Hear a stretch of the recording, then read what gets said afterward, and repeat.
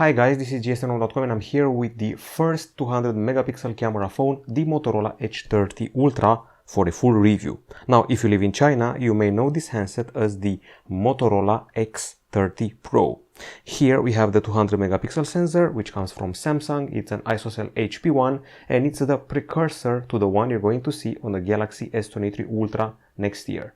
Now, we're definitely dealing with a second half of the year flagship, which means it has a Snapdragon 8 Plus Gen 1 processor, a screen which is large and has a large refresh rate, and a lot of other features which make it a real flagship, even surpassing the Motorola Edge 30 Pro, and including some productivity features like the Ready for Once.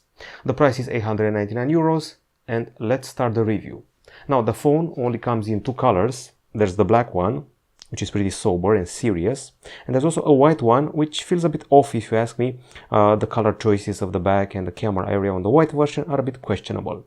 Now, the phone itself doesn't have a huge camera module in spite of the innovation, and uses glass at the back side, curved on the sides, glass at the front side, also very curved, and a metal frame here, which is most likely made of aluminum.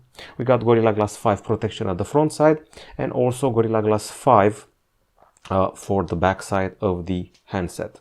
Now, to be honest, it's a bit slippery, but the good thing is that the back side is matte, doesn't draw fingerprints or any sort of gloss. You will be gripping your fingers to this metal frame, which is quite slim, and once again there is a tendency to have it slip from your hands, so you'd better use a case.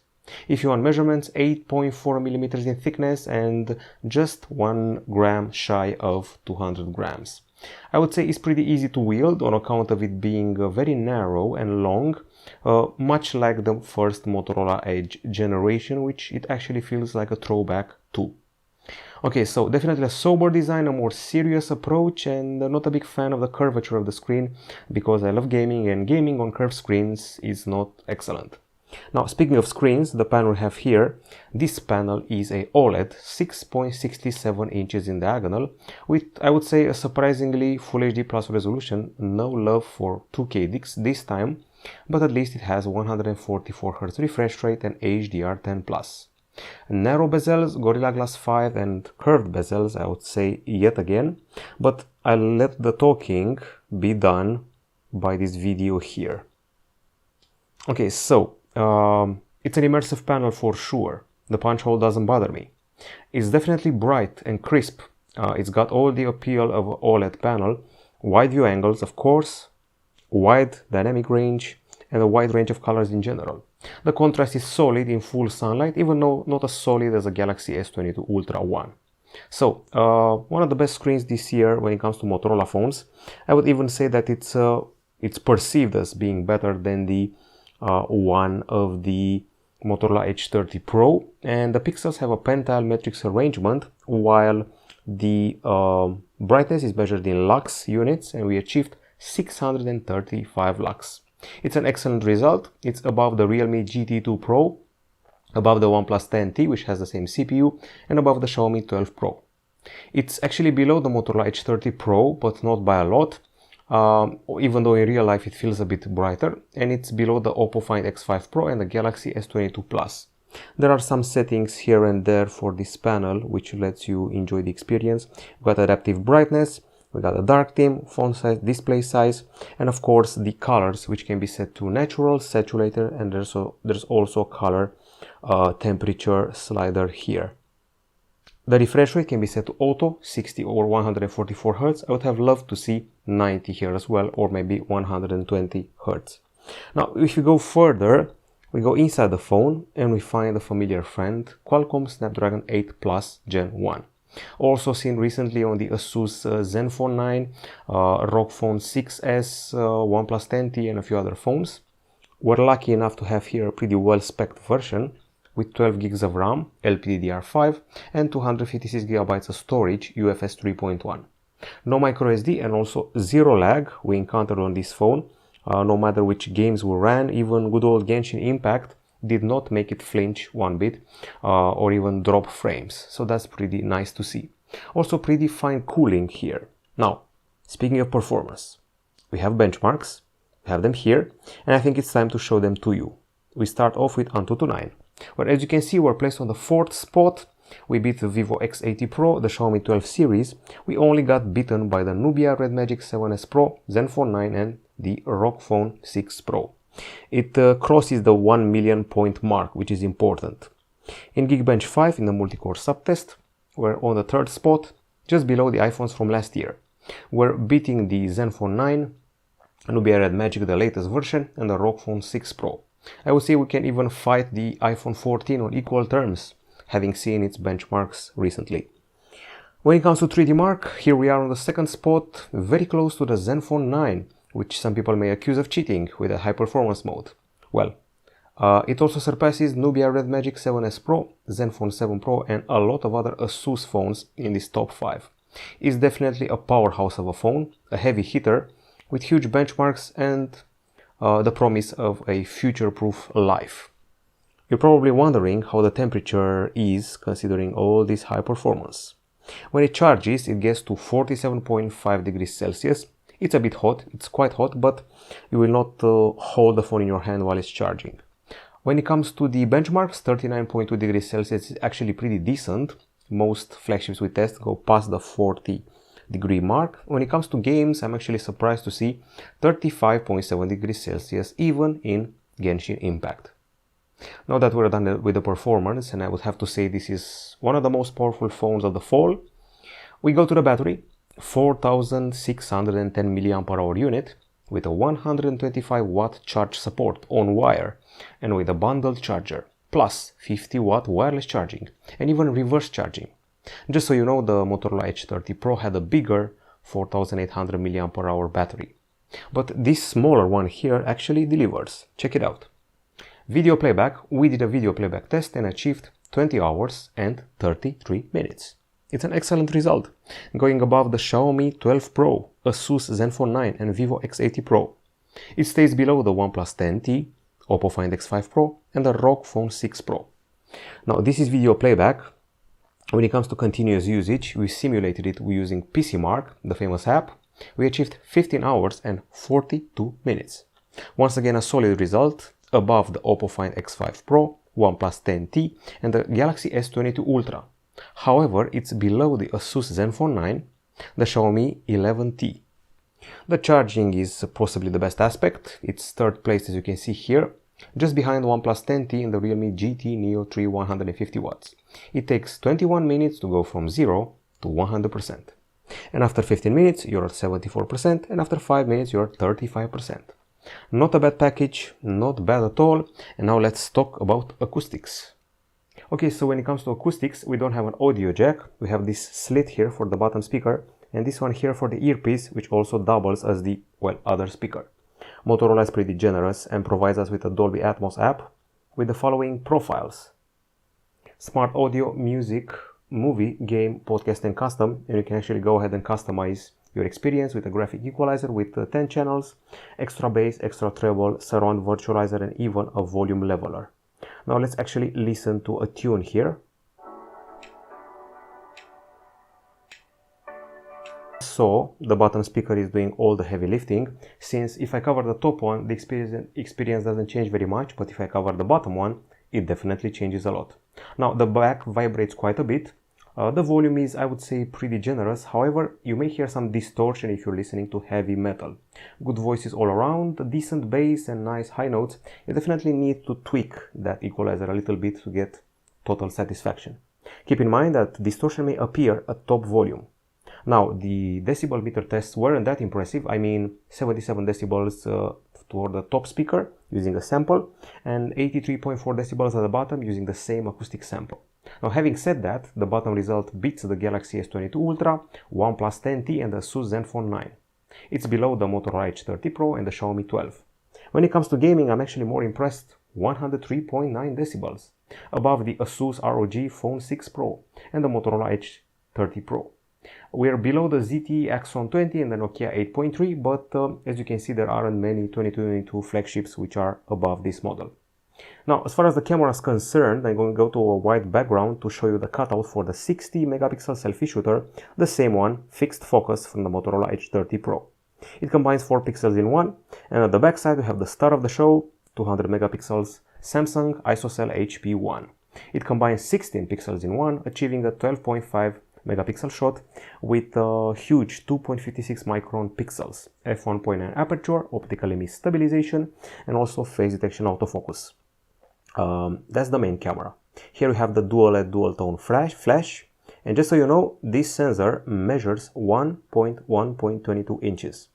These other two little fellows are a 12 megapixel telephoto camera with only 2x optical zoom, I actually wanted more, and a 50 megapixel ultra-wide camera, which I suspect has the ability to autofocus because we also have a pretty capable macro capture option. This ensemble shoots in 8K, and we have the usual Motorola, I would even dare to call them gimmicks, like spot color, and also the other features which we can see here. I'm talking about the more area. Dual capture and the spot color, I can easily call them gimmicks.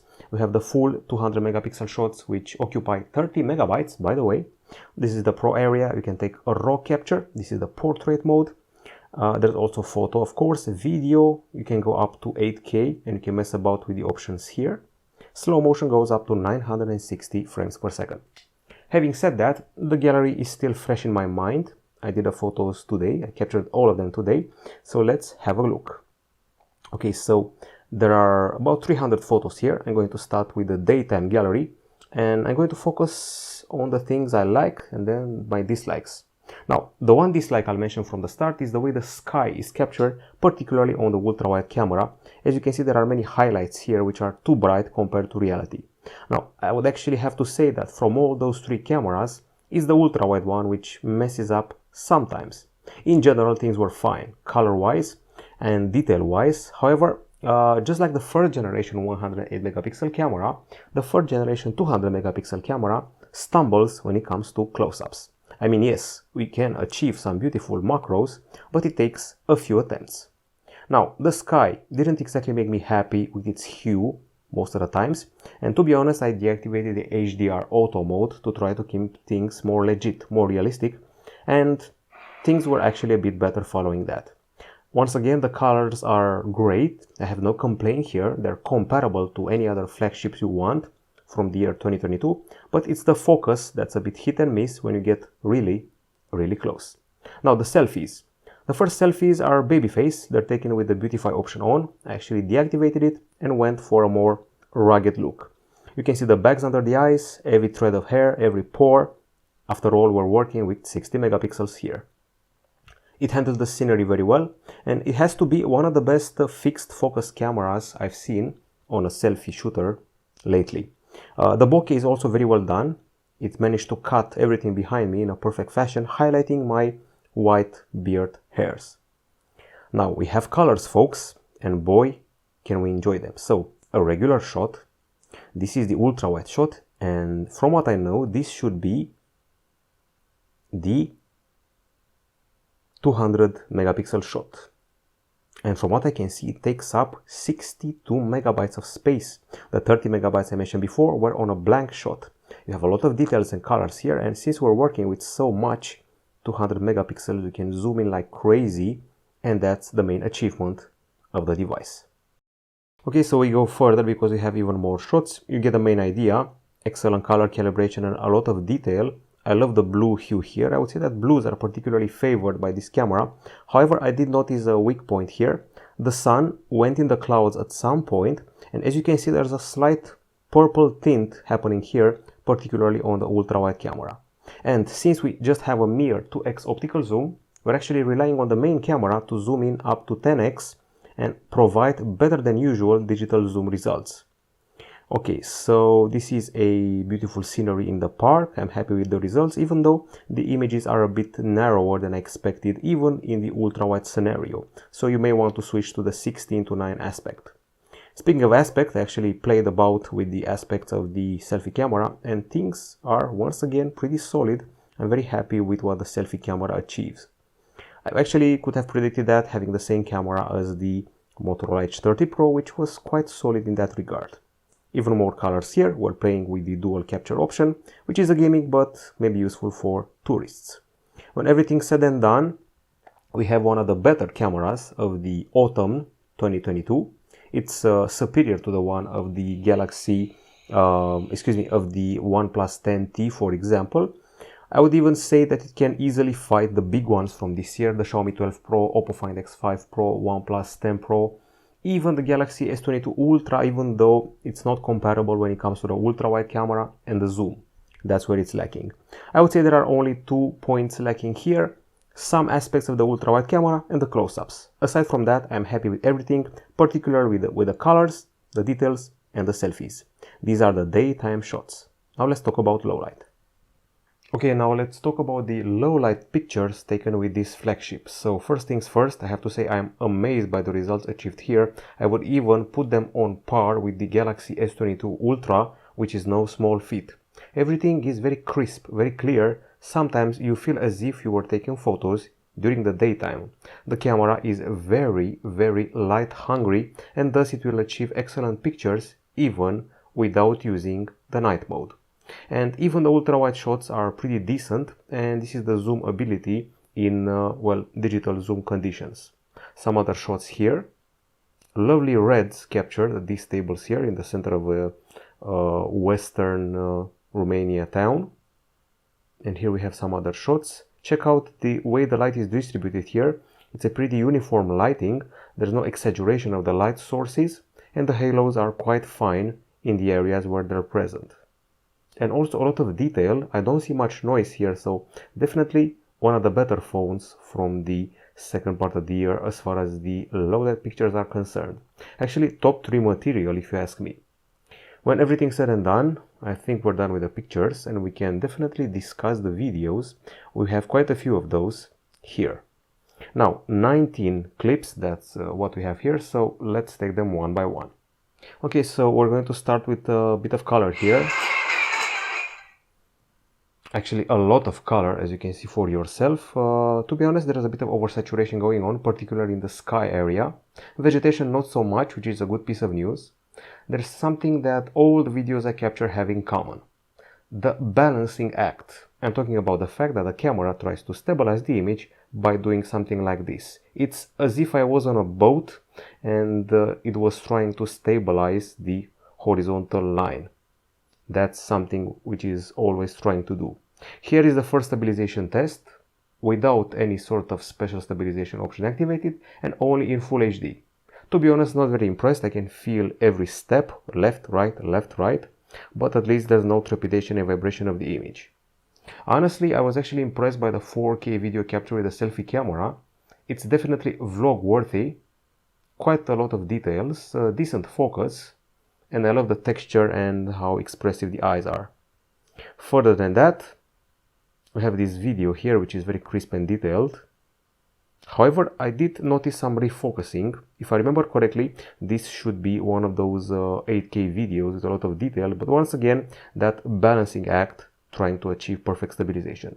Here we're testing the focus on objects in the foreground and background, and then we go further than that. This is stabilization test number 2 with the special stabilization option activated, and believe it or not, it's actually inferior to the first one. Once again, Full HD. Now, we also have a few 4K tests here. This is a 4K test with the special stabilization option deactivated, which you can probably tell for yourself.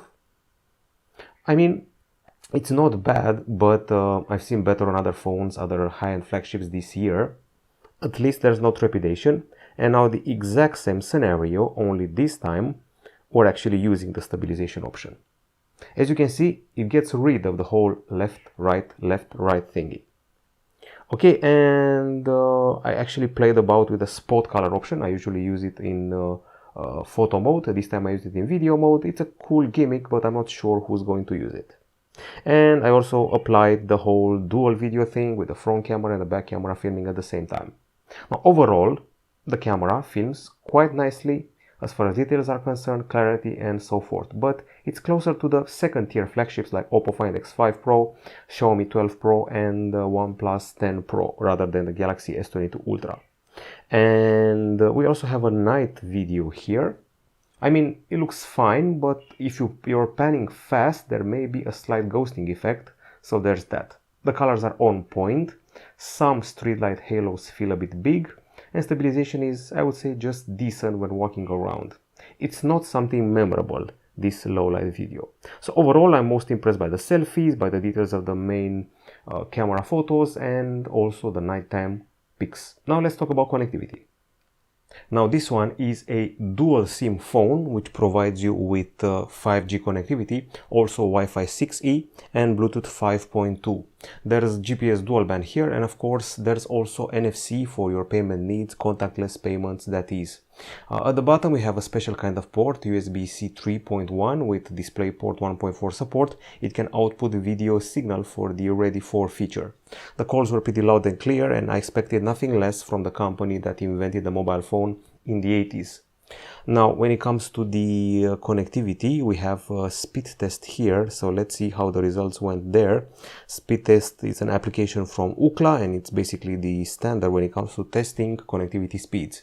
On 5G we got as high as 423 megapixels in download, 53.7 megapixels in upload, and on Wi-Fi 709 over 858 download and upload respectively, which are quite fine results. As far as the software is concerned, everything that I said about the Motorola Edge 30 Pro can be replicated here.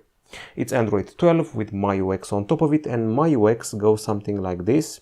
In this Moto section you can definitely find a lot of customization options, going from the layout, fonts, colors, icon shapes, sounds, display size, font size, and system theme. And in the colors you have the basic colors or the wallpaper colors with a color picker which is inspired by the Material You from Android 12. Then we have the gestures, which are already famous for Motorola, and then you have the display features, peak display, attentive display, and the edge lights, which will serve as a notification light. In the play area you can find some tools for your gaming needs, for distractions, for screen recording, shortcuts, block gestures, and more. These are the audio options which you've seen before, and you also have the media controls and the video call effects, which may come in handy. Now aside from that, we have a typical Android experience, a close to stock one, I would rather say. Since Motorola used to belong to Google for a while, things are kept pretty clear. Now we should get about 2 or maybe even 3 Android updates, or rather 3 if I remember correctly. And when it comes to the widgets, we have the new cute looking ones and more complex ones, which will show you enough info so you don't have to open the app, and you will save yourself some time.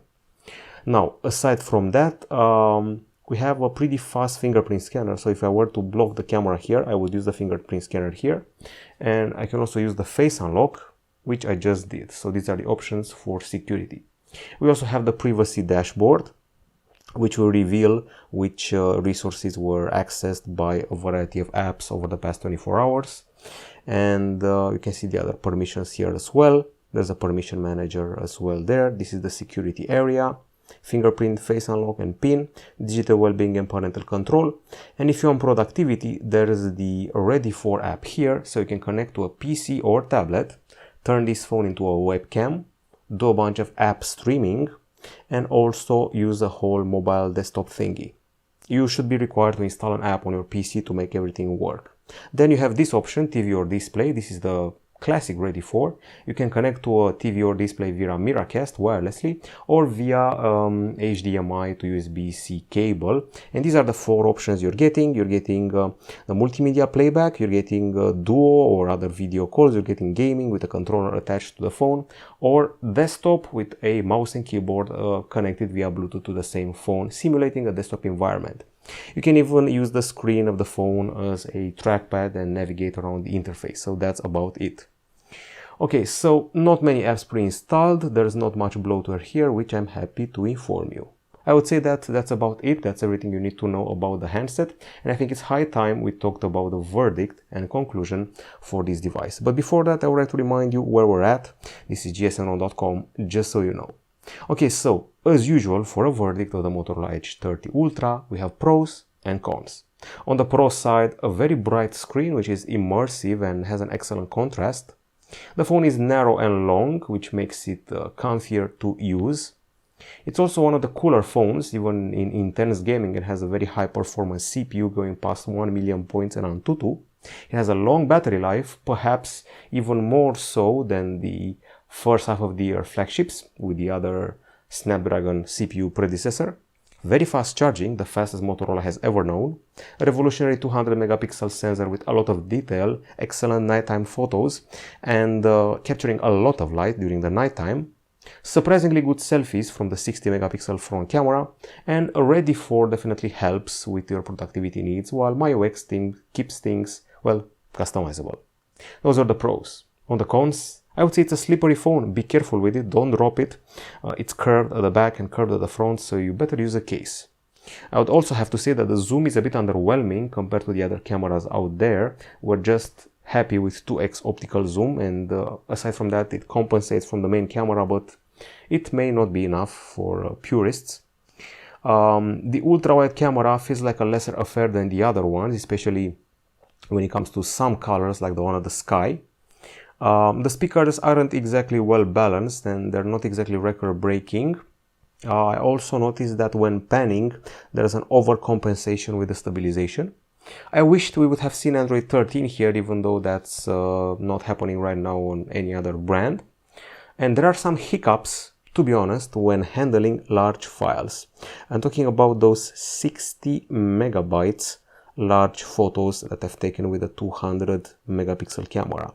When you're referring to those pics, sometimes you may encounter lag on this phone, and if this powerful CPU cannot handle such a large file, imagine the future with the other 200 megapixel camera phones from 2023.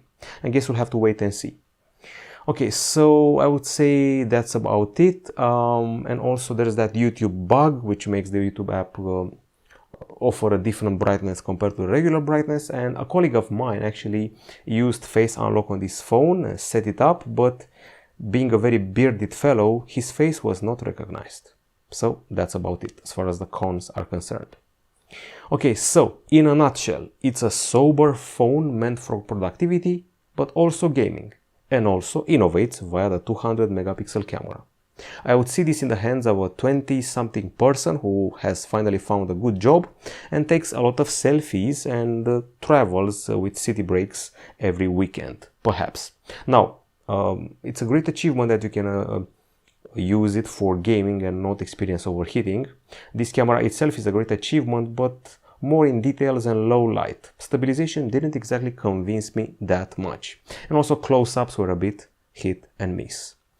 Definitely Ready for has become an equal to the Samsung DeX wireless, so this is basically a Galaxy S22 Ultra with lesser zoom and perhaps with less impressive filming stabilization wise. That's about it, and of course cheaper by a couple of $100.